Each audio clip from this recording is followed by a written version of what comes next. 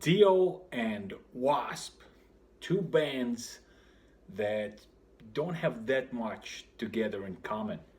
And to be honest with you, I already did Dio, albeit in a little more superficial way, when I did the extended Deep Purple family. So it was there together with Whitesnake and Rainbow and all that stuff. But I already had planned out W.A.S.P and Dio.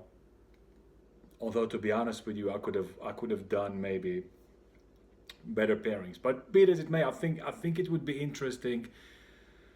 The differences are pretty obvious.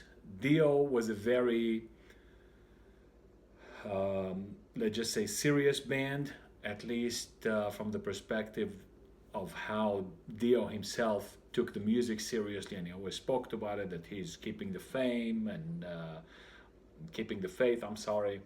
And keeping the flame alive and blah blah blah and rock and roll, and he spoke very negatively about all the bands with the makeup and the what you would call today hair metal, the Twisted Sister and Motley Crue, that kind of thing. I personally, when I was a kid, no one used the word uh, hair metal back then. Back then, I think it was called glam metal or glam rock. Even that came kind of in the mid 80s. But when it kind of exploded, I used to call them Kiss's children, right? The spawn of Kiss, of those bands, because Kiss was the one that did it in a major way.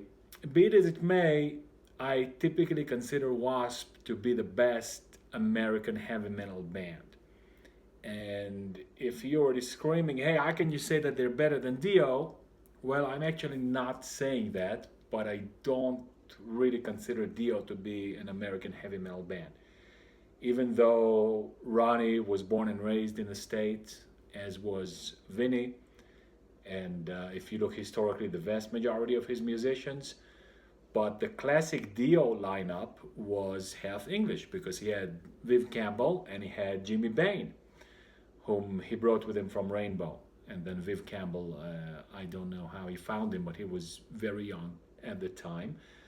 Besides the point that Dio himself um, really came into being what he was known for, not so much in Elf, which was his first band, an American band, but in Rainbow and Black Sabbath. That's what he's famous for. That's where his best work is.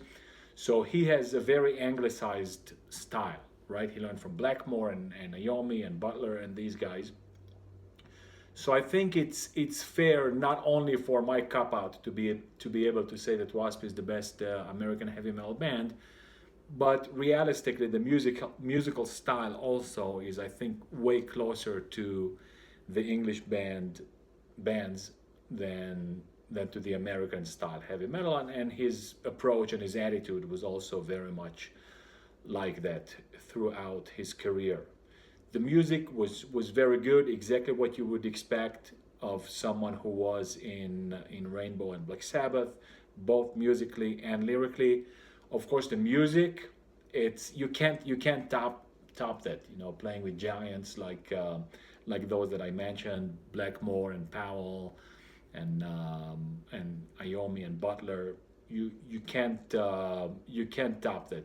But he worked very hard and he made very good music, and he had a very good roster of great musicians. Maybe not as famous, but he got pretty close, and he was able to translate that to what he was doing or what he was feeling at the time. So I think from that perspective, he was very successful. I don't know so much regarding the money and the fame and all of these things. I'm pretty sure that he made out pretty well for himself. Of course, there was the famous fallout with Viv Campbell, but I typically try to not to spend too much time or to put too much emphasis on the gossip side of things. Sometimes it is interesting because it has some relevance, but I think after Campbell made way more than probably Dio ever made in Def Leppard, I think that then he calmed down a little bit with the accusations. W.A.S.P, on the other hand, is kind of an interesting story. Blackie Lawless, of course, is the man behind W.A.S.P and the constant member, and of course he writes all of the songs and manages the musical direction of the band. And okay, here you know what? This is a point of similarity between Dio and W.A.S.P. So if you really necessarily have to have a connection, here it is. Both Dio and Blackie came a little bit late to the game. At least with a band on their under their own name, so-called. W.A.S.P is not necessarily under Blackie's name, but in practical terms, Blackie Lawless is the face of W.A.S.P. And Blackie is, I would say, a generation. When I say generation, I mean generation in quote marks, in a musical generation, which is, of course, much more fast-paced than an actual societal generation. So a musical generation. His first record came out in '84, if I'm not mistaken, and at that point he had already been in a couple bands, but he never got a record deal. One of his big points of honor that he loved to mention at every step and turn was that he was a member of the New York Dolls for 5 minutes in New York City. I don't think that there's any surviving recording. If there is, those would be live bootlegs, but I doubt it. He was with the New York Dolls for a very short period of time, and then he was in Los Angeles. There was some sort of talks of teaming up with Nicky Six and a whole bunch of other musicians. Don Costa, pretty famously, was an early member of W.A.S.P. I don't even know if they were called W.A.S.P or Sister or Circus Circus at the time. I'm sorry, I'm a little thirsty. And so he already cut his teeth on the club circuit. He's seen a recording studio before he started W.A.S.P, but he missed the train. So I think he was born in '56 or '55. That's about the age of Steve Harris, who is also a little bit older than what was the norm back then.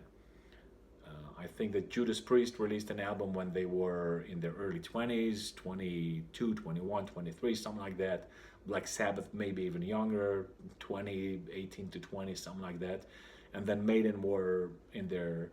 Well, Steve Harris was the oldest member of the band, so Steve and Dave were 24, which is not much older. But the case in point that in '84, Blackie was over 30, if I still remember my first grade math correctly. Actually, not. He was only 29. Sorry, you got me there by one, which is way older than the norm. And then in the mid '80s, especially in America, when the big madness started with those hair metal bands, Rat and Quiet Riot, I think that the average age went even lower.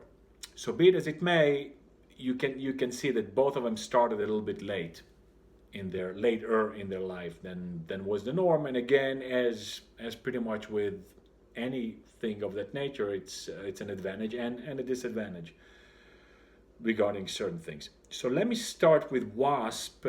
Counterintuitively, simply because he has more albums and there's a little bit more to talk about. And he releases his first record, self-titled W.A.S.P, in 1984.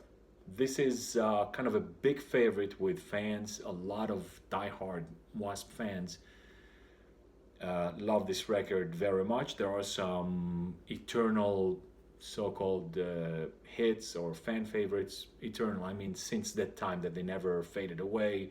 But of course, most notoriously, Love Machine, I Want to Be Somebody, Sleeping in the Fire, right? And then F Like a Beast, of course, which was not included on the original record, but it was released as an independent single, and then they put it on a reissue. It's a stupid song. It's like a one chord and just screaming the same thing, and I F Like a Beast. But it's kind of a fan favorite, and of course they were known for their outrageous behavior and outrageous shows, throwing ground beef in the audience and taking a chainsaw to cut up and torture, right, these models who were tied up. So kind of fun times. It really, the madness of the madness, the outrageousness of the outrageousness. To me, I never really liked that album, and I consider myself lucky that this was not the first Wasp record that I picked up, because had that been the case, probably would have not gone beyond that. I To this day, I don't like this record too much. It sounds to me like a bunch of teenagers ran out of class and broke into a studio and recorded an album in less than the time frame of an hour. Maybe I'm being a little bit too dismissive or too sarcastic, but I never had a big respect for this record. In retrospect, when I listen to it now, on the rare occasions, I understand that it's better than what it sounded to me back then. The standouts, for me at least, were Bad and School Days, and Hellions, not bad either. But all in all, not a great record, at least from my perspective. The next one, The Last Command, grabbed me much more, and I think that was the first one that I picked up. I didn't know much about Wasp, but I might have heard of them or read something, or maybe heard a couple of tunes here and there. And so I did pick up The Last Command. I probably got a good deal on it. Was a used record as usual, as pretty much everything that we ever bought. And I liked it from the first listen. I was pretty much hooked. I liked the band. Of course, the usual suspects are going to be the good songs from here. Of course, "Blind in Texas" is the big one, and "Wild Child." That's the very famous single. "Ball Crusher." It was actually one of mine. It's one of the less known songs from the record, but I like it a lot. I like "Ball Crusher." I like "Jack Action." "Widowmaker," I think, might be the best song off of the record. To me, this is a notable improvement versus the predecessor. So the production is way better. The sound of the guitars, Chris Holmes is very good here, and it just rocks. The drums, the sound, it's like a strong, hard galloping, and to a certain extent even thumping. So very good, very good record. And on this one, Blackie was still doing bass, and the bass is not really outstanding or anything. In the record, it's kind of like a typical bass of a two guitar heavy metal sound. So they're just kind of going with the drum, and you don't really hear them doing anything too interesting. In terms of covers, really, Blackie came into his own on the next record, "Inside the Electric Circus," which today is my all-time favorite Wasp record. Very good. Very good. A lot of fans hate it. I heard even Blackie himself sort of kind of disowned it. He said that it's a tired record by a tired band. If I'm not mistaken, that's what he said. He was trying to be over the top, outrageous. Some of the songs are like completely obscene from the beginning. 9-5 Nasty and Shoot from the Hip, right? You can figure out what it is. I don't need to tell you. Don't need to get down to the level of a first grader, but musically the record just rocks.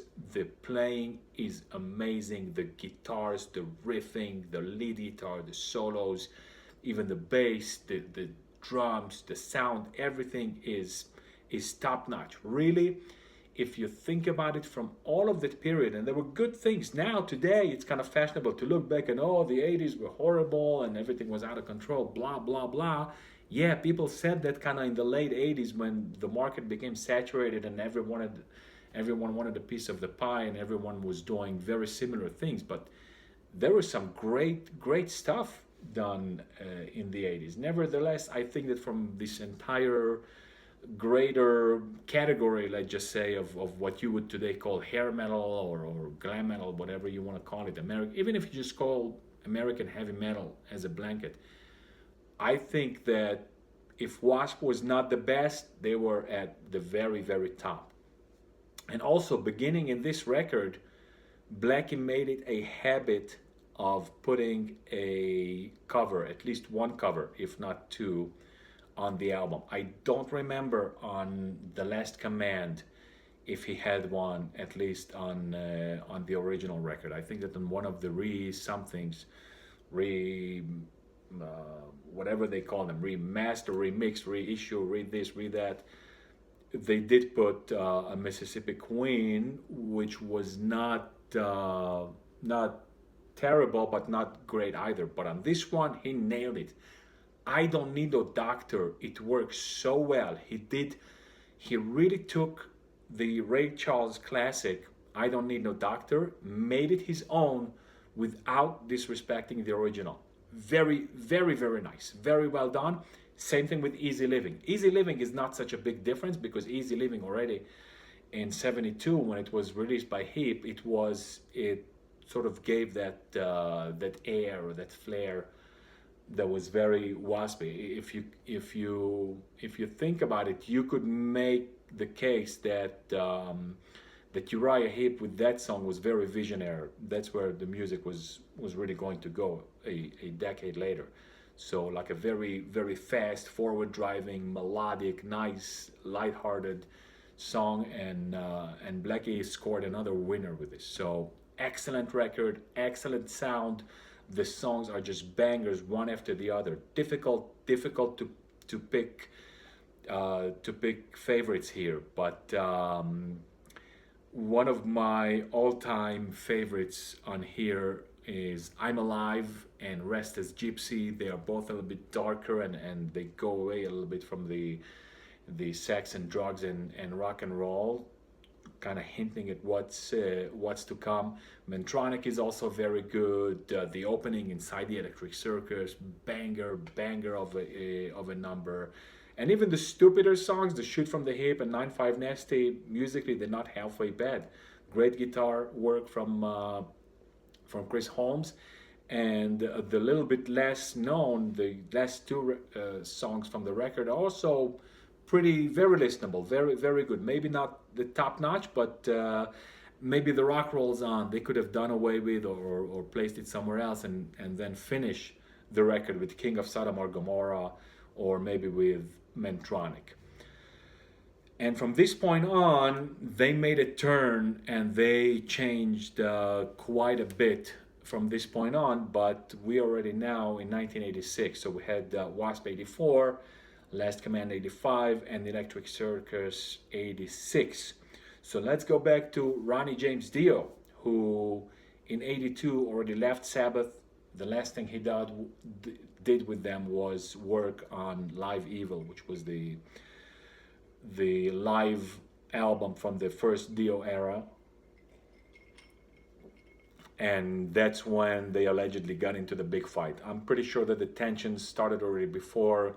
Ward probably left for a reason, and he took Vinny with him, and he formed Dio. He took Jimmy Bain, whom he knew from Rainbow, of course, and I have no idea how he found Vivian Campbell, but he definitely scored a winning number. And so did Viv Campbell, because he got a hell of a gig for a first-timer unknown guy. That was amazing to play with a lineup like this. Even Vinny was already known before his career with Black Sabbath. Just the mere fact that he was Carmine's younger brother definitely worked in his favor, and he's a good drummer in his own right. Very different than Carmine. Not up there, more technical, more heavy metal, more hard hitting. But again, more fitting for this kind of music.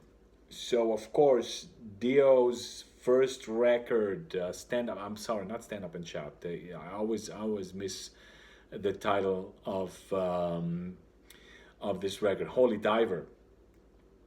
Great record. Really, I think Dio was able to bring the classicness, the old styleness, the old class, the classiness, the flair of Black Sabbath and Rainbow with him, and bring it to an American heavy metal, faster, harder, slicker market. And he absolutely scored a winner with this one. Each song is a banger. Again, like all of these great records, it's difficult to pick favorites. Probably, it's difficult really to figure out which one is the best one. Caught in the Middle, maybe, a Rainbow in the Dark, Invisible. If we would go by elimination, we would say, okay, let's do Shame on the Night and Don't Talk to Strangers at bottom of the heap. And even those are great songs. So great work from everyone. You can feel the sweat and the excitement and the enthusiasm. I think that they contributed to the songs pretty evenly. I think, I'm not sure. Maybe he only started with this on Sacred Heart, but he might have already started on the first and second record, on the Last in Line and Holy Diver. He wrote those who created, those who labored, and those who assisted. I think it was written on the back of the record. So those who created were, of course, the musicians, and those who labored were the engineers and the producers and the managers, and those who assisted were the peripheral guys, so the purveyors, or maybe the truckers, the roadies, the tour management and such. So he made kind of a list, and the reason I'm bringing this up, because I think that the writing credits were fairly even distributed. Of course, Dio has his name on all of the songs, or on 99% of them, but there's pretty decent credit given to the other musicians, especially considering how much they weighed, let's just say, against Dio. So this brings us to 84, right? Holy Diver was released in 83. In 84, he releases a follow-up that does not disappoint. So Last in Line compared to Holy Diver is in no way comparable to Mob Rules versus Heaven and Hell. I think one of the big criticisms, at least from my perspective, and I think a lot of people agree with that, is that Mob Rules came a little bit too soon. So they get a little bit too excited from their big success with Heaven and Hell. They thought they were going down the toilet without Ozzy, and they didn't have much faith, and they gave it a shot anyway, and then boom, they had this explosive success with it, and a great, unexpectedly great record, as they like saying in interviews, even to this day. And then you had Mob Rules, which was a little bit too close. It was a little harder, a little faster, a little more modern edge to it, but it didn't offer too much of a step up or a variety versus Heaven and Hell. So they should have taken a longer break, maybe a year, chill out from the tour, and then go back into the studio. But again, they didn't have hindsight back then. They were young, enthusiastic, and excited guys. So of course that's what happened. With Holy Diver, I'm not gonna tell you that Last in Line is better, but it's a great follow-up. So when you have a winner like Holy Diver, it's very, very difficult to come with a good, solid follow-up, and here they succeeded. Most of the time when bands succeed, they unfortunately fuck it up, at least partially. I'm not saying that Mob Rules was bad in any sense of the word, but it was not Heaven and Hell. Although some people will tell you that Mob Rules was even better than Heaven and Hell, which I don't share this opinion. Again,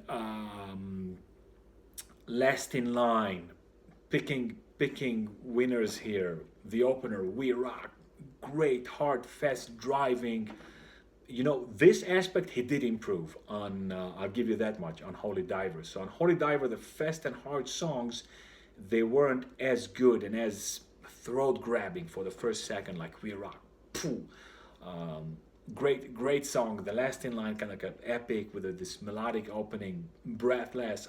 All of the songs are really good. Always a Mystery, Evil Eyes. He kind of made his main theme song, Egypt, sort of, kind of, and people said that it's a ripoff of Maiden, who just released Power Slave at the time. Be it as it may, musically it had nothing to do with Maiden. So maybe he stole the idea of Egypt. Okay, they do that all of the time. So I'm not too upset or too concerned about it. It's the album cover, a couple of song titles. What you gonna do? Originality of themes is usually not the forte of these guys. Very sometimes it is, but sometimes they just fall very short, as we shall see sometime in the future. Next up, 1985 brings us to Sacred Heart, which is kind of a point of contention. A lot of fans said that with record, Dio died. In other words, Dio the band, not of course Dio the person, but Dio the band kind of died, at least in the first phase, and it was starting to go down. I can definitely see those claims, although I don't share that opinion. It might be a question of circumstances. I was a very young kid, and I had very little money, and I think that this was among my first 50, maybe even first 20 records. I didn't even have a turntable of my own. I had to beg my father to put on some records for me, and he hated this music. He only listens to classical, to certain works of certain composers of classical. That attitude, just the opposite of mine. That try to listen to everything, and probably you'll find something good about it. But I love this record. So I was scavenging there in the discount bin, and I remember on that day I picked up this record. I picked up Asia's second record, not the first, the second, Asia Alpha, which I still like to this day. Of course, it doesn't scratch the surface of the first one, Asia, but it's still, I think, a worthy record. Anyway, that, and then I saw a third record. I didn't know what it was, but just by looking at the cover, there were two women in a boxing ring, dressed as little as you could imagine in those times. And the title of the record was "If You Can't Lick 'Em, Lick 'Em." So being a teenager, of course I picked it up. I had no freaking clue what it was. It's a Ted Nugent record, kind of obsolete, forgotten. Maybe just an ardent Ted Nugent fan was like it, but it was okay. I didn't really keep that much. But anyway, back to Dio. So this was one of my all-time first records, and this was my introduction to Dio the band. I of course I knew already Dio from Rainbow and Black Sabbath. When I saw his record, I said, okay, you can't go wrong with that. And as soon as I put it on, boom, I knew that I was right, and it was great. It was rocked, King of Rock and Roll. It's kind of like a fake live. I don't think it's a real live recording, but they put the audience noises in the beginning and the end. Great recreating of the vibe of We Rock, really. And now they added kind of that live edge. You can call it a gimmick. It might be, but it gave it a little bit of a live edge, and I think that they succeeded very, very well in recreating that vibe. Sacred Heart, the title song is a great song. I love it to this day, and I love most of the rest of the albums. Most people's big criticism against this record is that it sounds a little bit stale, and already the friction started. And we know that after this tour, Viv Campbell left not on the best terms. So they say that it sounds a little bit stale, and people were just doing their own thing, come to lay down the tracks and go home. To me, it doesn't sound like this to this day. But again, that's just me. Greatest songs, again, two hands down, my favorite are Sacred Heart. They're all good. Just Another Day is a great one. A Beat of a Heart.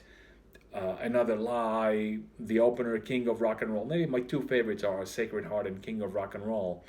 And then probably Hungry for Heaven. Rock and Roll Children is not bad. Shoot Shoot and Fallen Angels are okay. But the big ones to me are Just Another Day, Another Lie, and like the Beat of a Heart. Good record. The next record is also a little bit splitting among the fans, and this one had Craig Goldie, about whom many fans say that he doesn't really belong in Dio, or that his style doesn't fit that much. I beg to differ to some degree. I think that he did a fairly good job. His riffing is good. I think that in the riffing department, he is very close to Viv Campbell. Not identical, but I think that quality wise, if he's not equal, he's very close. In the soloing department, he's a completely different guitarist. He's an American. He's an American soloist.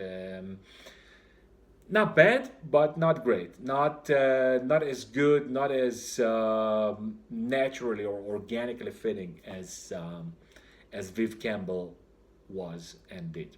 But I think that Dream Evil, even so, is a very well made song. Of course, you have All the Fools Sailed Away with its beautiful melodic keyboard driven intro and then this beautiful high pitched voice. And the rest of the songs also, the Dream Evil, the Night People, Sunset Superman, Naked in the Rain, very good, kind of a choppy, hard driver. All of the songs, Faces in the Window is not bad at all. Overlove, I like Overlove. I think that's a very Goldie-ish, Goldie kind of composition and way of playing. So all good ones. When a Woman Cries, I don't care for it too much, but I think it's a solid album.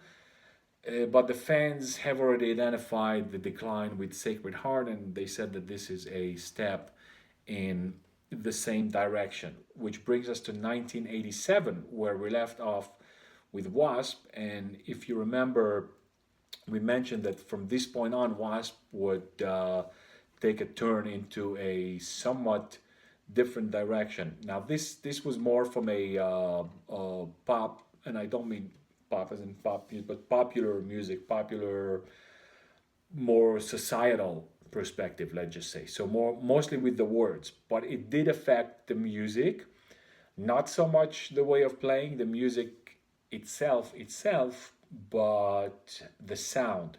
So when you hear the difference between the Electric Circus and the Headless Children, you know that there is a big divide between those. So this one has a darker sound, much less slick. The songs are much more direct, both in the way of playing, more aggressive, more angry in a way, and the stupid smut, obscene songs are gone. He does throw a couple F bombs, but the entire record is societal. So, like I've told you many times in the past, words are not my forte. In my view, words are for books. You want good words, read a good book, read poetry if you're into that, or read literature. In rock and roll, I think that even vocals don't have that much of a place because most singers are just not up to snuff. Most singers don't really justify their existence.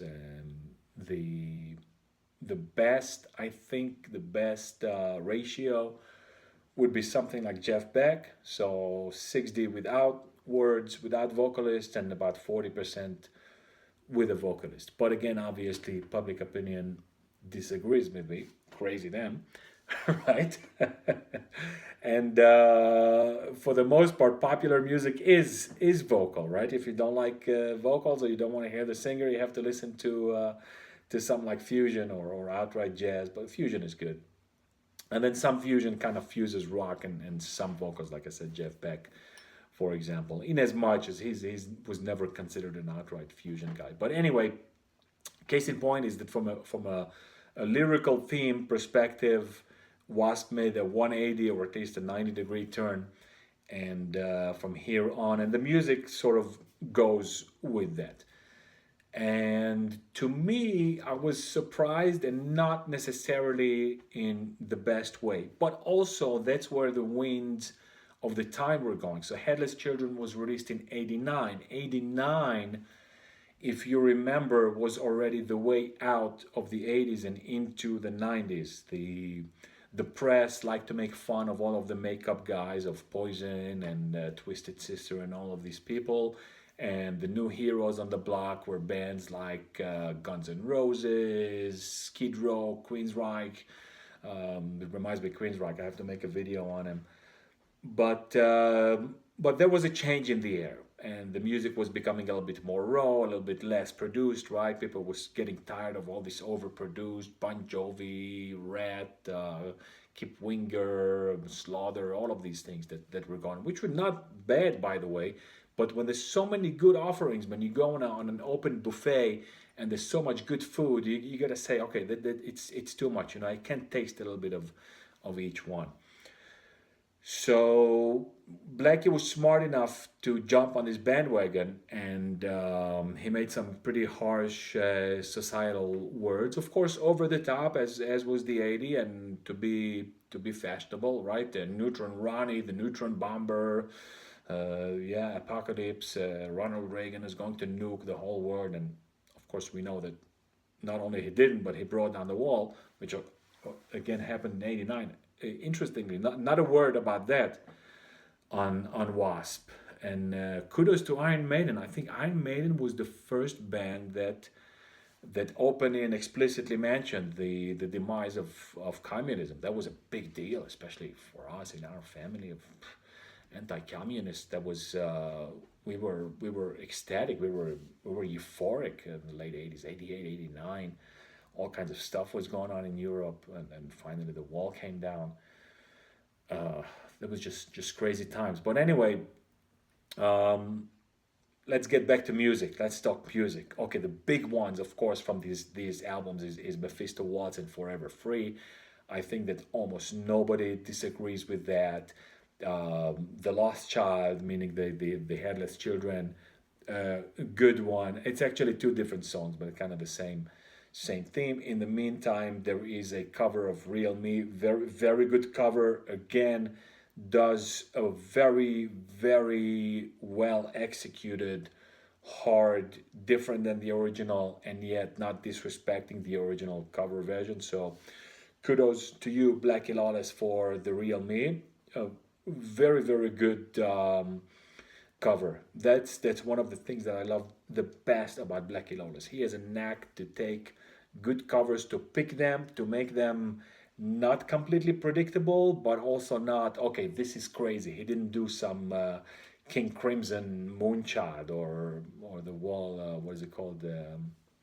One of these songs, right? Something that's completely not related. Like I mentioned, the Neutron Bomber, a great song. The Closer, Rebel in the FDG, great song. So good record. To me, it was weird getting into the kind of dark side of Blackie, but pretty much for the rest of his career, this would be the underlying vibe, with a few exceptions. And that's exactly what he did with the Crimson Idol. The Crimson Idol is definitely his best known work, his most praised or complimented work in the press. And I like it with some reservations. So let's first concentrate on the good. The good songs are amazing. He kind of, you could make the case that this record, or at least the good songs, the heavy, hard, and fast driving songs on these records are the best of both worlds. They might be kind of a crossbreed between the Headless Children and Electric Circus, and such is the case with the Titanic Overture, the Invisible Boy, the Arena of Pleasure, Chainsaw Charlie, and then he goes into this long, meandering, mostly lyrical songs with very little accompaniment, a little bit too melodramatic. Okay, you're starting to take yourself a little bit too seriously, and you're getting a little bit too seriously in this idiotic fourth grade level story that you wrote, and this will be a recurring theme in Blackie and Wasp's history. Dr. Rocker, another very good one. I Am One. I think it's one of those slow and meandering records, and Hold On to My Heart, and then The Great Misconceptions of Me. And they made a reissue where they doubled down on these. So all in all, a very good, solid record. In my opinion, by far not deserving of all the praise and adulation that it got, specifically because of the reasons that I told you. I think that he was not really able to convey the story and the words into the music. So it's too much either just these long. He's not really good as at doing this very vocal, very epic, very lyrical songs without music. He should have made more music, made them a little bit more up tempo, so not to make such a big contrast, right? So most of the songs are either very heavy metal, very fast, hard, heavy hitting, and fast driving, or just these lyricals. Nevertheless, the musicianship is good. Chris Holmes is gone. He is sorely missed on this record, but he was replaced by another giant or another great musician who definitely could fill his shoes, and that is Bob Kulick. Not to be confused with Bruce Kulick, who was in Kiss. Bob Kulick is the older brother who unfortunately passed away not very long ago. Very, very good musician. Very great musician. Was in a lot of bands, with more of a behind the scenes, quiet guy. It's actually pretty surprising that he even joined W.A.S.P. But he did. I don't think he toured with them. I think that for the tour there was a replacement. I could be mistaken. So this much for the Crimson Idol. Great idea, not a very great execution, at least in my opinion. Nevertheless, it kind of earned its spot among the classics. And then again, Blackie is going to sleep for a good while. So the Idol came out in '92, and the next record is not going to be done until '95, if I'm not mistaken, maybe even '96. And that, according to legend, was supposed to be a solo record, a Blackie Lawless solo, but ended up being W.A.S.P. And again, they took Bob Kulick on this one. And this one, how should I describe it, is sort of like the Idol without the drama. So again, they took the same idea of going a little bit between the Headless Children and Inside the Electric Circus. What I really love about this record, and also to some extent the Idol, but this one especially, because this is smack dab in the middle of the '90s, right? '96, '95 maybe, and you can hear, you can hear exactly zero sucking up to the fads and trends of the day, and I love that. So from this perspective, Blackie earned the respect. No industrial crap, no grunge, no nothing, just straight ahead heavy metal. Probably against everybody else's advices or objections, but they managed to bring out a banger of a record. You could even make the case that this record is better than The Idol. Again, all of the songs are very well made. The dark mood of the words kind of makes it into the music much better than The Idol, and even better, I would say, than the Headless Children. I think in the Headless Children there was a lot of posturing and just trying to kind of fit in and do what the press liked at the time. So just to get away from the rock and roll, sex and drugs that was very popular just a couple of years before. But this one is a little bit more genuine. I think he was frustrated here. He was angry, and you can hear it in the music. So again, the songs are very good. No Way Out of Here, probably the best song of the record. That's the closer, I think, on most editions. Black Forever, the opener, still not black enough. All very good, fast, hard, heavy metal, but not too heavy, not super fast, not super thrash metal. Just good, heavy, fairly bringing down. More of, let's just say, a Priest Maiden kind of a feel, instead of a Motley Crue, Twisted Sister, let's just say, or Dokken, or whatever you want to put. So a little bit closer to that, but the music is still decidedly more American. So that's again, a good record. And how should I say it? Well, I like those records, but what I'm gonna say, I don't like I don't like good records. I like it. Next up is something pretty perplexing, and when I first heard that, I was so dismayed and so deceived, because this one is squarely a very very heavy, fuzzy, industrial slash almost thrash metal slash inching a little bit towards grunge, a little bit, not too much.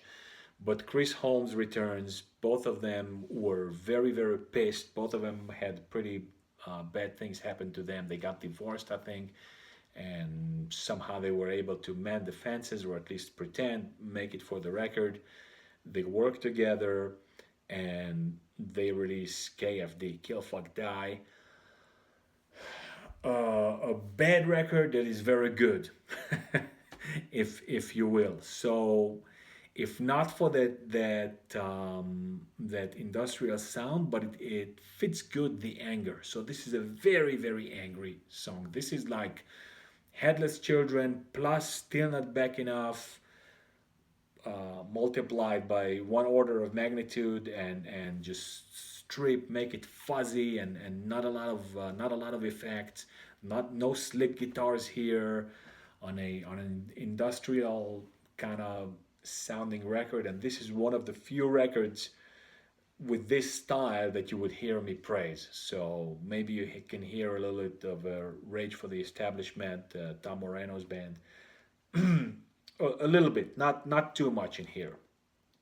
Kill Your Pretty Face, a good one. Little Death, the horror, the closer song, very very good. Fast, hard driving.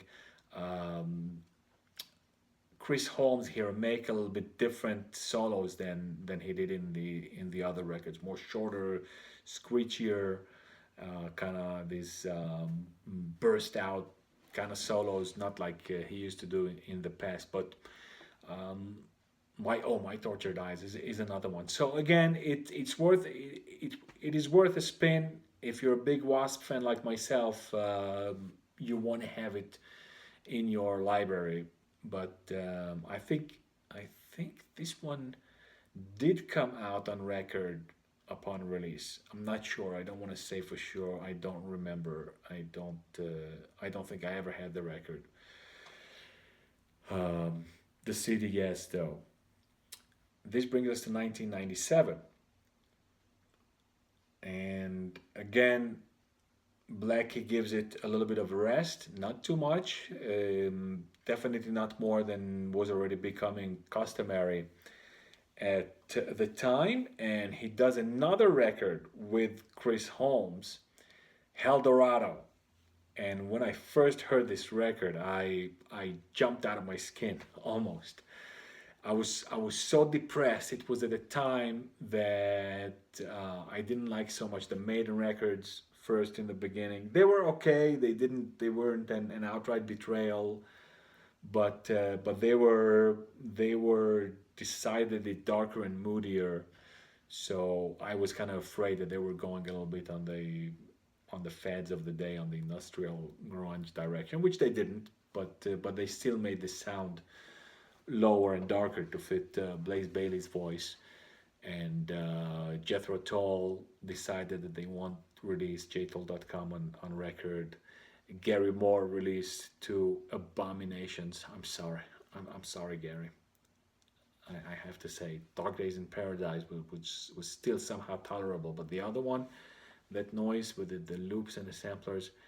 So I was kind of had a puke up feeling from everything. And when I heard this, I was like, they redeemed themselves. At least W.A.S.P. At least one of those that I liked.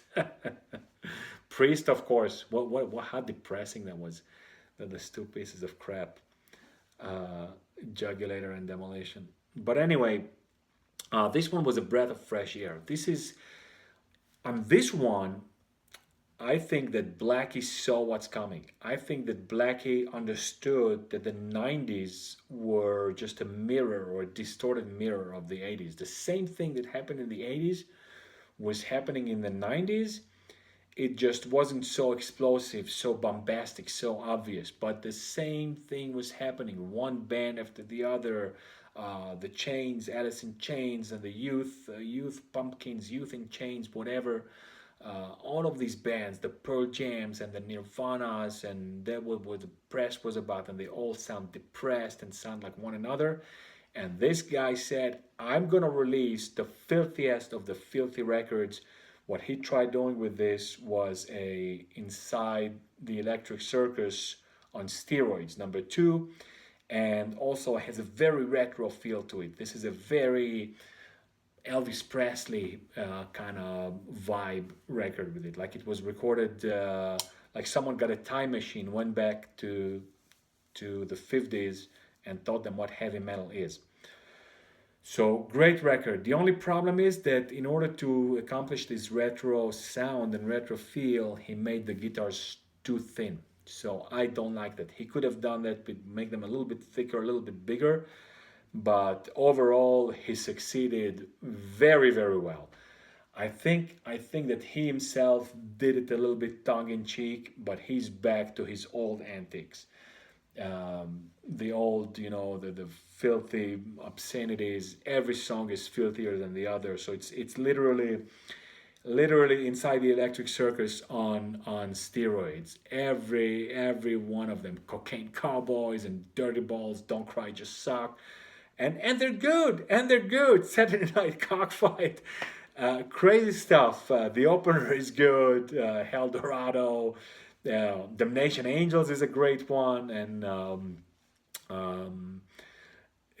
what's his name? Chris Holmes does a fine job as you would expect. So great record for 1999. I think that Blackie Lawless was the first to go full retro in this kind. Of course, there was Blackmore's Night that kind of caused a whole revival of folk retro music, but it doesn't belong in this heavy metal neighborhood.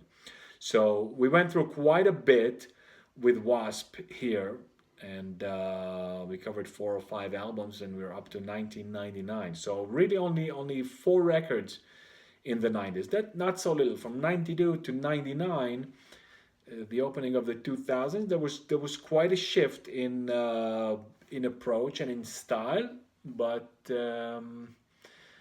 overall, I think that Blackie survived the 90s very nicely, and he didn't stain himself too much with sucking up to the feds and the powers that shouldn't be of the 90s. Let's get back to Dio. We left off with Dream Evil, which, as I mentioned, the fans didn't take too kindly to, and Dio himself probably had a good feeling of that. And now this kind of put him in a tight place because he has to come up with something new. He has to come up with something that not to be accused of being too trendy, although 1990 would be early for that. I'm not really sure why it took him 3 years to release a new album. Maybe there was a bigger tour, although I think that his popularity was diminishing. So I don't think that the Dream Evil tour was too excessive or explosive or big, but I might be wrong. Who knows? 1987, there was still a big wave of American heavy metal, or just heavy metal overall. So he might have just done a big tour. Be it as it may, with Lock Up the Walls, he really tried to shift direction, and I don't know. I can't tell you what was going on in his head. I don't know if he saw what's coming. Most people didn't. Most people were caught with their pants down for various reasons in the 90s.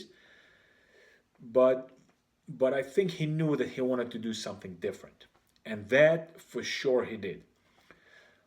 Lock Up the Wolves is again one of those albums that a lot of fans just outright rejected.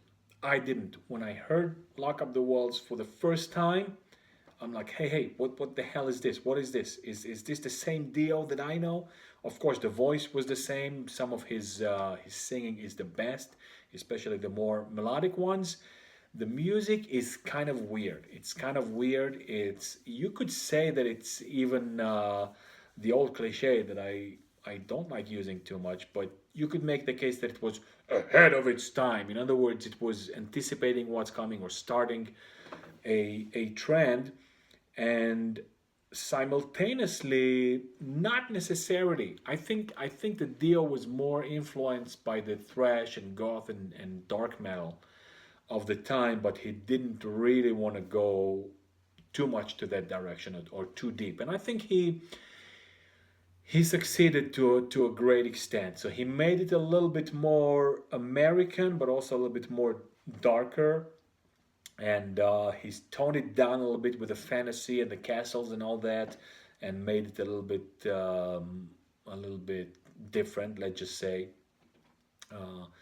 he still maintained the old gist, or the old style, or the old flavor of the lyrics, but he has some great songs here, and he got a brand new guitar player.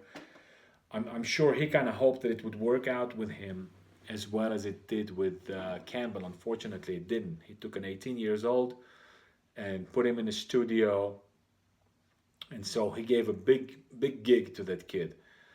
The record sounds pretty good. Not the best, not the greatest record, but I think that they came out with a pretty darn good record. I love the song "Hey Angel." I think that that was the big single out of it.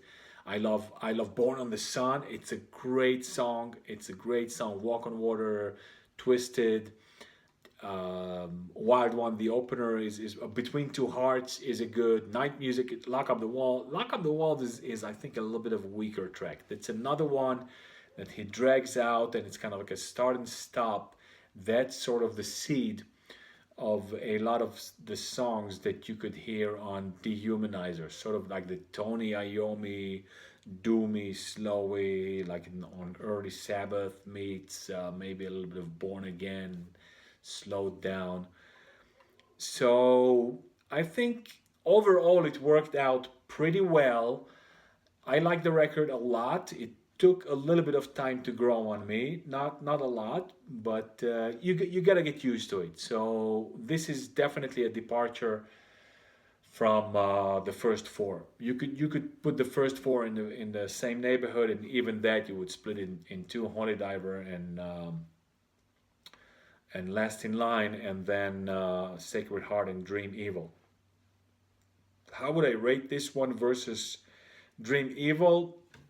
Difficult decision, but I would say they're pretty even, pretty close to one another. They also had Simon Wright, who just left AC/DC because they got Phil Rudd. No, they didn't get Phil Rudd back. They got the bald guy from Uriah Heep and Manfred Mann. Damn, I'm forgetting his name right now. But it wasn't Phil Rudd yet on the Razor's Edge, or maybe it was. I don't know. I have to check. I don't remember by heart. But I think that it was the bald guy that I mentioned to you, the one who was in Manfred Mann, and Uriah Heep and The Firm. I just having a brain fart. I'm forgetting his name. Anyway, this brings us to 1993, and a very very sad episode in the history of Dio. He loses the young guitarist from Lock Up the Walls, whatever his name is, Robertson. Not Brian Robertson from Thin Lizzy, obviously. But you know what? That might have been a good idea. That might have worked out. Interesting. Just now because the similar name, I'm thinking about it. And he releases Strange Highways, and I think I already told you this in the Deep Purple video. I don't care much for this record. It's not horrible, but it's like the good kid in the family, the good student in the family who always gets the straight A's and hundreds and 95s. So one day he comes back with an 80 or a 75. He gets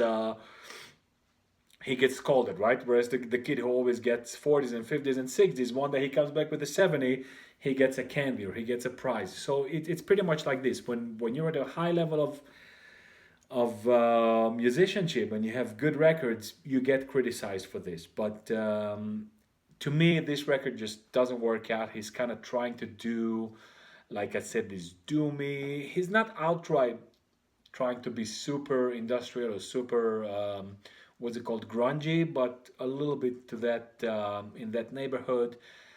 This Tracy G, who plays the guitar on the record, he's not bad, but he's kind of good at one thing. You know, this big crunchy riffs. You know, crushing down riffs, and Jeff Pilson, he's an excellent musician, and in my opinion, he contributes a lot to this record. He kind of holds together the high and the low and puts a little bit of melodicness into this crushing, crunching, riffy kind of thing. So totally not my cup of coffee. I'm not saying it's horrible or disgusting. It definitely has his moments. The last song on the record, "Here's to You," and then "Pain" is not a bad song. "Evolution," "Hollywood Black," not bad. The opener is kind of very characteristic, but it doesn't really work for me.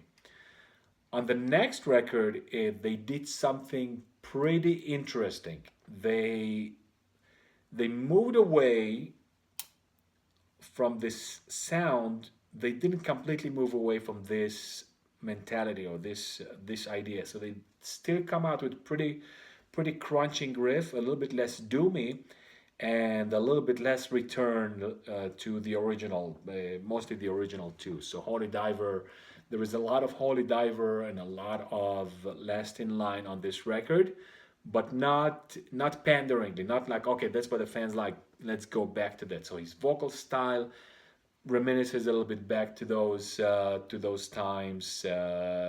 It's not as melodic as those two, but he infuses it here and there. Pilsen again is nice here. I've seen him live with Foreigner. Man, that guy is a top notch musician. Very good, and like a sweet guy, quiet, keeps to himself. You know, not the flashy, seeking the fame and fortune kind of guy. So big. How to say this? A small step for a man, a big step for mankind, or something like that. So like a fairly subtle departure from the previous record without completely disowning it or changing completely the direction of the record. So I think he was able to so to speak, redeem himself or to redeem the previous record. Of course, he didn't fix the previous record itself, but he said, okay, you know what? It's not impossible to do that. This is a similar idea, not identical, but close enough. Um, good good songs on here. Double Monday is good. Dying from Air, I didn't really care for that song. The last song on it, This Is Your Life. Don't Tell the Kids is okay. Hunter of the Heart is not bad. Stay Out of My Mind is a good song. Big Sister is not bad. Double Monday, I already told you. The Golden Rules is a good one. So way better. I think that they were able to fix the idea or to fix the sort of mentality or the direction of the previous record. But out there right now, these two are my two least favorite records, and they were released in 93 and 96 respectively, right? So we know that in the middle, Dio went back to Sabbath, releasing Dehumanizer. And then, oh, one thing I forgot I should have mentioned it just around the time of Dream Evil, or actually closer to Sacred Heart. He did Hearing Aid. Hearing Aid, so sort of kind of, oh, Live Aid didn't involve so many heavy metal bands, so we're gonna make our own and we're gonna raise money for the hungry children in Africa. And they did something pretty cool. They invited a lot of musicians. They wrote a song. Dio wrote a song, "We Are Stars," and different guitar players played the underlying melodies or some solos. I think that Downing and Tipton had a solo on it, or at least a riff section, a rhythm section there. and each singer got his own little segment to sing. Geoff Tate sung not bad. There was a couple singers, so that was one of their side projects. And then the rest of the record, I think that many bands contributed, each one a song or so. So kind of a interesting idea, one of Dio's crazy side projects. But anyway, so this much for Strange Highways and Angry Machines. Like I said, my least favorite Dio records. And let's get into the new decade and the new century and the new millennium with Blackie Lawless. And he releases Dying for the World in in 2000. I'm sorry, Unholy Terror. Dying for the World is 2001 or 2. No, Unholy Terror 2001. Dying for the World is going to be the next one. But they're so similar, so close to one another, and they are so good. With these two records, pretty much like Dio, they kind of fixed Hell Dorado. So Blackie again turns his back to the smut and the obscenities and the stupid 4-year-old level words, and he's back into a headless children style of mind or state of mind on steroids. So here he's raging and screaming, and I think that to some extent they even fixed, so to speak, KFD. So this takes all of the good elements of the Headless Children and KFD and Hell Dorado and maybe even to some extent from Still Not Black Enough, and they made such a blazing forward flying or driving, like literally like a locomotive, like a crazy motorcycle, very very fast, very hard, very metallic, and yet no thrashiness, no industrialness, no grunginess, and it still has Chris Holmes. So this is a very very good record, amazing record. Difficult to decide between this and Dying for the World, and I think something pretty interesting. This was released in 2001, but not after 9/11, not after the Twin Towers fell. And he speaks his. It's not like he says that planes are going to crash into the World Trade Center, but he's talking about unholy terror. He doesn't openly mention Islamic terrorism, but he kind of hints to it, fanaticism and all that together blended with government corruption. So he brought all the elements together before anyone even spoke about that. The songs are just good. The opening, Let It Roar, is a fantastic, very good opening. The follow-up, Hate to Love Me, Locomotive Man, absolutely the best song of the record. It's so straightforward, and so on. The whole record goes like this. There's one quiet song, Euphoria, and no cover. I don't remember if there was a cover. I think there was a cover on Hell Dorado, but no cover on this one. But again, a very very straightforward, hard rocking, super metallic, super great record. Man, this is something like this that Priest should have done in the mid '90s when they lost Rob. And then the next one is Dying for the World. Very very similar, almost impossible to decide which one is better. I think that musically this one is a little bit more careful. The big boo boo on this record is that Chris Holmes is gone, and this time I think for good. And yet, despite that, the songs managed to be so good that you're kind of almost ready to forgive. Definitely not forget, but you're kind of ready to forgive the absence of Holmes. My Wicked Heart, Shadow Man, again, almost a mirror image of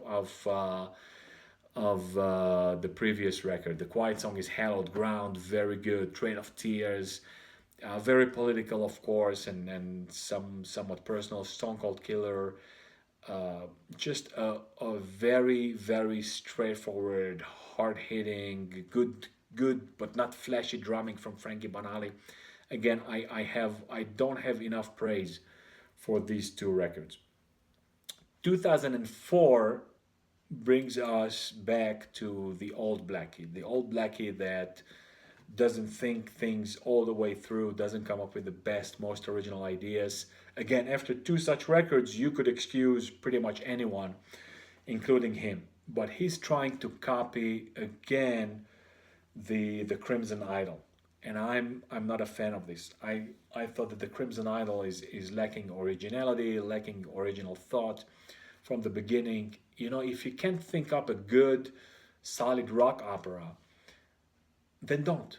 Just play a regular record. But again, then that becomes repetitive. You know, and that's what I said with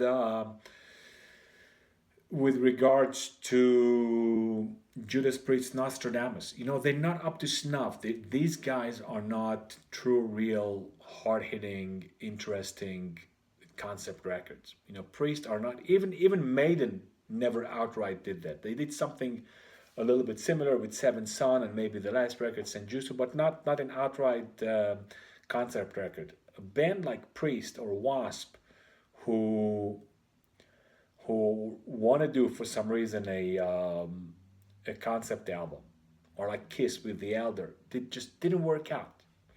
Not made for that. So you got to know your place, and if you really insist on doing something because you want to do it and you want to do something different, you want to do something bombastic, take something that exists already. Take Oedipus Rex.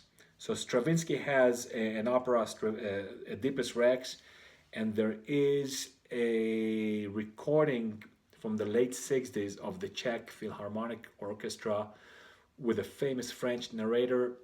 Excellent! That stuff is excellent, and it's ready-made. Take it. Any heavy metal band that can take it, be it something like Dream Theater, they could take it and make a bona fide heavy metal opera, and you don't have to be prog. You can. W.A.S.P would have had good success with it. Priest would have had good success with his. The music is written, so the work. I'm sorry. The work would not have been coming up with an original story. The work would not have come up with writing the music and the lyrics, just working it, making the arrangement to make it suitable for a heavy metal production. And boom, better idea. But again, Blackie comes up with a stale and pale The Crimson Idol #2. The music is not bad, not halfway bad, but again, not as good as Dying for the Word and Unholy Terror. So, but in my opinion, it's kind of an improvement, at least overall, on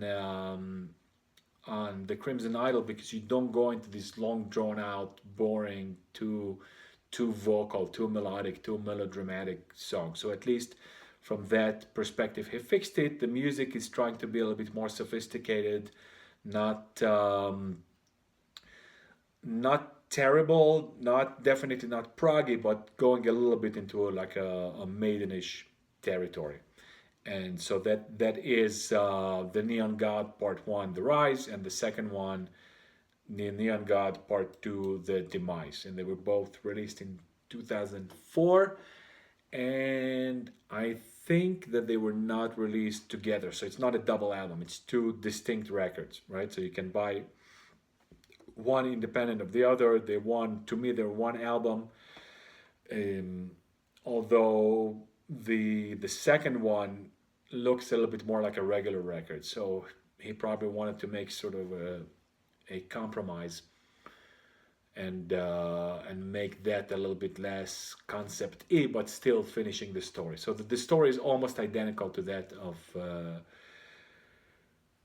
the Crimson Idol. So there is a rock star who rises to fame, and then he's tortured inside, and he's eaten inside, and then he, I think, commits suicide, or maybe he doesn't commit suicide, but he has a decline. So, kind of,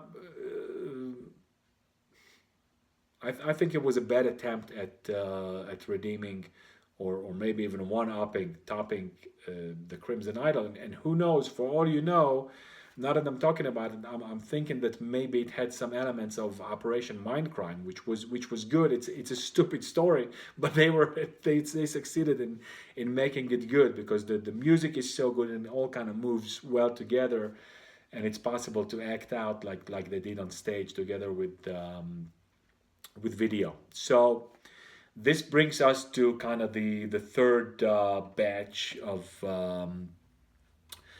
Blackie's songs, and somewhat tragically to the last batch of Dio. So the new millennium slash century slash decade brings Dio to Magica, and Dio also does somewhat of a concept album, but he does it way more intelligently and way more subtly than Wasp.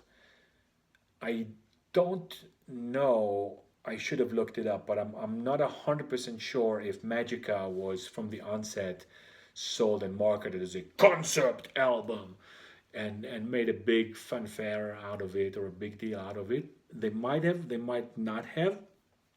I remember it just came out and I picked up the CD and it was good, and I was immediately happy to hear that he's going way back to the 30s. He's going way back with Last in Line and Holy Diver in mind without copying them. So this is a 2000 edition of what you would expect from him regarding or expecting from the person who actually did Holy Diver and Last in Line. That's the right way to say it or to define it. So good music.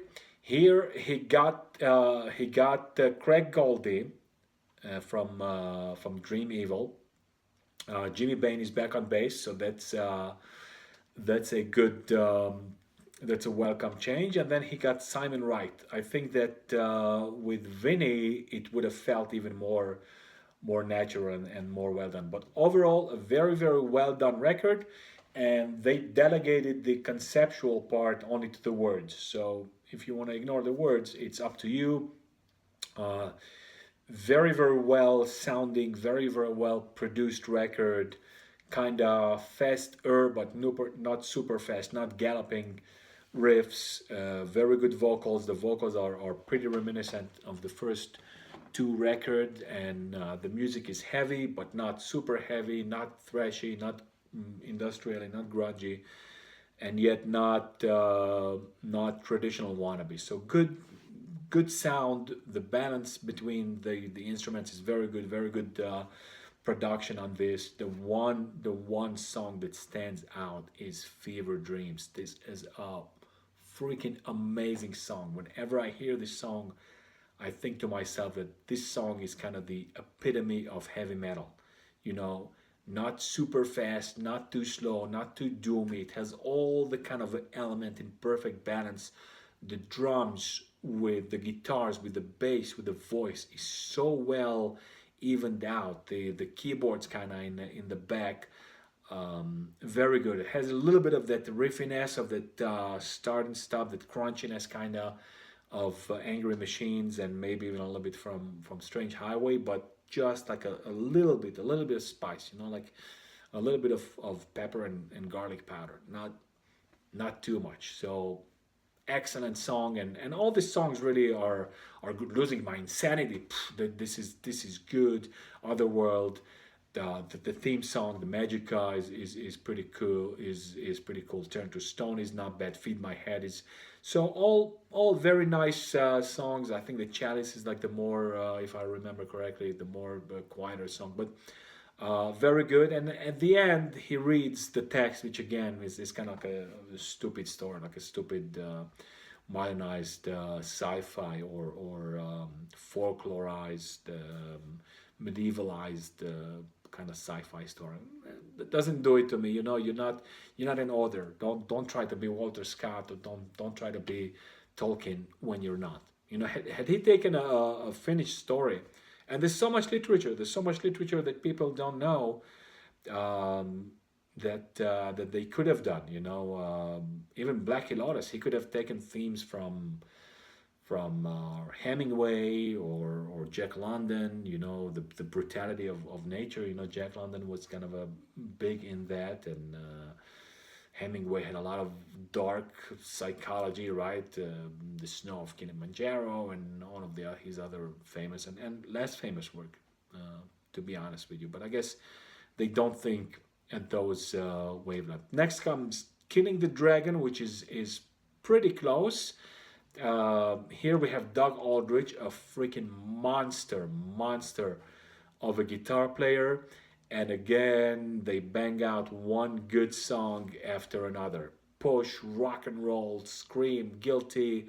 Along Comes a Spider, the opening, Killing the Dragon. So very, very good. Not super different from the previous one. Some people may say that it's an improvement on it. That they're pretty close. And this came out in 2004, if I'm not mistaken. And after that, Dio goes back to work a little bit more with Iommi, and they cannot do it under the Black Sabbath name, but they do Heaven and Hell. And they stay a good number of years together. They do the Dio years with Black Sabbath, where they released 3 new songs. The fastest one and the one that I really like is Ear in the Wall. Very, very good, fast, hard-hitting of a song. And there's 2 other ones. And then they do The Devil You Know, full studio album under the Heaven and Hell name. So instead of calling it Black Sabbath, I think Ozzy didn't like them. He made something that they should be able to use the name Black Sabbath. And then by 2009 or 8, he, no, I'm getting ahead of myself. Master of the Moon is also 2004. So the previous one had to be 2002. Okay, so he does this probably together with, or as he was going into doing Heaven and Hell. But be it as it may, this is unfortunately the last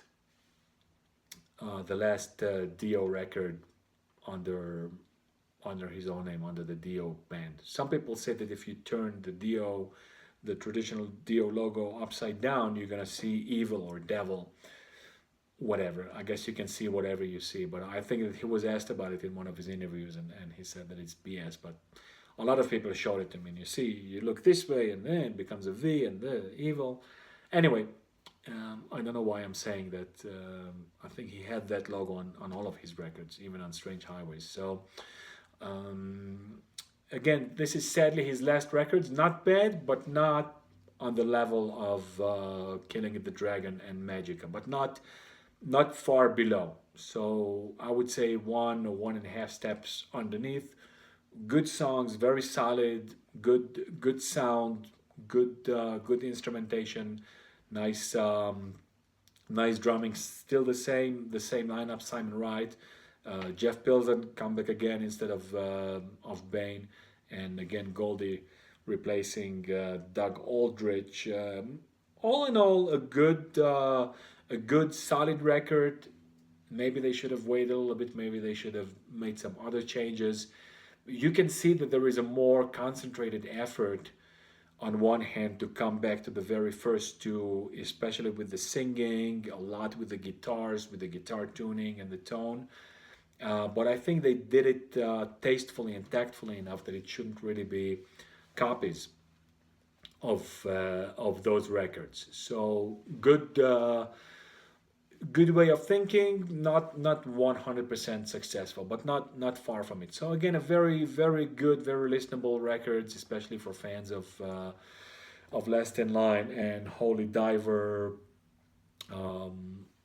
I Am is a good one. Death by Love, the opening, the title song, Master of the Moon. So not bad at all. Not bad in a long shot, and unfortunately, this is the end of anything done under the banner of Dio under his own name. And like I said, he did release then the Dio years, which came a little bit later, 2008, 7, 9, maybe something like that, and then The Devil You Know. a couple of years later, and then sadly in 2010, if I'm not mistaken, we lost him to pancreatic cancer, if I am not mistaken. And so this brings us to the last phase of WASP. The year is 2007, and the record is Dominator. And I think that it was in the early 2000s that Blackie started his transformation. So he became much darker, but not necessarily on a very personal way. That's when he became more involved in politics and religion. So it became a recurrent term. If you listen to the Neon God, you kind of get that vibe from him. And eventually he became a born again Christian, and now he's very religious. He doesn't want to play F like a beast, animal. I don't know when it really started, but I think that the last F bomb was on Dying for the Word or Unholy Terror, one of those, and there was only one of them. So that's where he stopped, and then from the Neon God and on, maybe there's one on Dominator, but he definitely stopped already a long time with the sex, drugs, and rock and roll, and kind of moving to religious flared themes a little bit. But again, that's all lyrical. Musically, Dominator comes back with a bang. Dominator is such a good record. When I listened to it, my head exploded, and this is close to be my all-time favorite. Very heavy, very good. Again, I'll come back to this, but it's like a 21st century version of Electric Circus. Everything is elevated here. The sound, the instrumentation, how the songs are written, also mostly simple, fast, hard, banging, driving, without being repetitive, without being like an Unholy Terror number 2 or 3. Take Me Up. It's just good. Long way to go. The title track. And there's no title. There's no Dominator. There's Burning Man. Teacher, great song here. And then Heaven's Hung in Black. The opening of this is Ghost Riders in the Star, right? Johnny, I Hardly Knew You. That traditional melody. He starts with that and then becomes in a very moody and kind of depressive, aggressive song. So great song. No complaints here. Towards the end, the last two songs are kind of meandering and are lacking a little bit of punch and imagination maybe, but it doesn't detract a lot from the overall record. And then I remember talking to some guy in 2014 or so, and we were talking about this band and that band and the concerts that we were going or not going and here and there, and I mentioned to him W.A.S.P. And they still around, and well, okay. I told him yeah, and so I turned him on to the new record which came out in 2014, the Babylon. And a little while later we met again and we spoke again, and he says, "Oh, thanks for turning me on the new record, man. It's amazing. It sounds like they never went away. It's a great comeback." I said, "It's not a comeback. They never went away. I mean, there was a 7-year period here, of 7-year wait between Dominator and Babylon. So he was away for a good while. I don't know what he did. Maybe he was busy with religion, or he was, I don't know, becoming a priest. God only knows. I don't. But he came out with Babylon, which made kind of a big splash in the heavy metal people or heavy metal fans. And the title track is an absolute banger. Great song. Babylon's Burning. Super fast, super heavy, big crunchy guitar. Just big sound, big voice, really, and again, without being repetitive, without being Dominator number 2. My criticism is of this record that the rest of the record doesn't go anywhere. The songs are kind of there, they're good, they're hard, but they're not they either not written well, or they're not planned, or arranged well, or executed well, but it fails to grab the enthusiasm, the imagination. Thunder Red is not bad. Crazy is okay, but really, if you're not a fan, I don't think that there is any reason to listen to this record aside for Babylon. Maybe a couple more songs, though those that I mentioned, Crazy and Thunder Red. It has two very cool, very super Blackie Lawless covers, and they are Burn from Deep Purple, and another song which I think was performed by Elvis Presley most famously, but what was a Chuck Berry song. Uh, Neither of them work as well as his regular covers. It's definitely not doesn't work as well as Locomotive Breath, which he did on one of his records. Certainly not. What's the Uriah Heep song? I'm having another brain fart. Easy Living. Definitely not. I Don't Need No Doctor. So I think that this is among uh, his weaker covers, especially Promised Land, the Elvis Presley. Burn is okay. I don't think he really does justice to the original, and he also fails in really making it into his own, as he did with his prior covers. So this to me is like a weaker Wasp album, although the title song is very very powerful, very graspy, and this brings us into the grand finale of Golgotha. This is outright a religious album from a lyrical perspective. Again, if that interests you, and if you can't hear someone being Christian or religious, well, then just don't listen to it. But again, I don't care either way. I told you many times, I don't really listen to the words so much, and it doesn't bother me. You know, he can be whatever religion he wants to be, or not religious, or anyway. The record is amazing, amazing, start to end.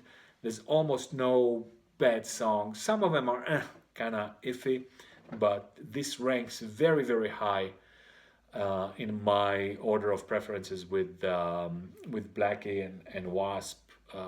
The opener, Scream, is great. The Last Runaway, Shotgun is a great one. Miss You, like a very very good. Miss You is like some sort of longing to Jesus or God, or whatever you want to make it, or whatever he means. But it's very very powerful. It's not a very heavy song musically, but the words and the music go together very very well. So very well, you can hear the longing and the passion going out, and the even repentance, if you will, to some extent. Same thing with the next song, Fallen Under, Slaves to the New World Order, getting kind of political here, right?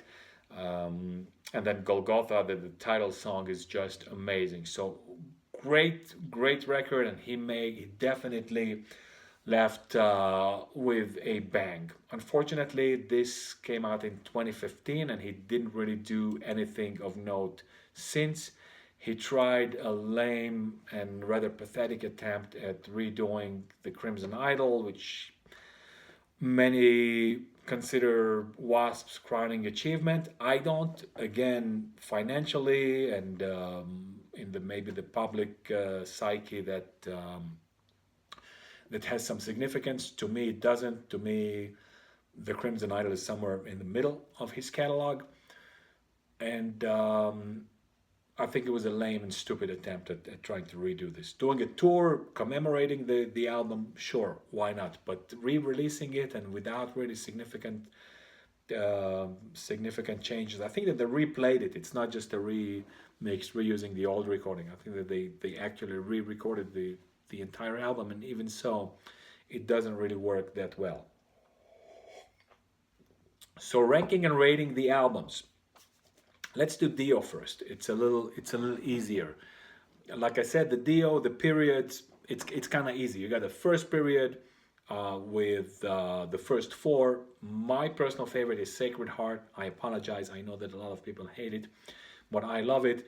Then, of course, no one's going to be surprised that I count Holy Diver and Last in Line. And again, Sacred Heart is not like it's a slam dunk, two hands down better than Holy Diver, but for me, it just always was my first initiation, if you will, my first relation, my first exposure to Dio as a Dio band outside of Rainbow and Black Sabbath. So it will always sound very good to my ears. Again, had I heard Holy Diver and Last in Line before and then met Sacred Heart, maybe I would have a different opinion. But I think even musically, it's very good. Musically, it's a little bit technically a little bit more mature, better planned out, better designed record, I think, from the music perspective. But again, Sacred Heart, Holy Diver, Last in Line, Dream Evil, or Lock Up the Wolves. To me, it's a little bit of a tie here.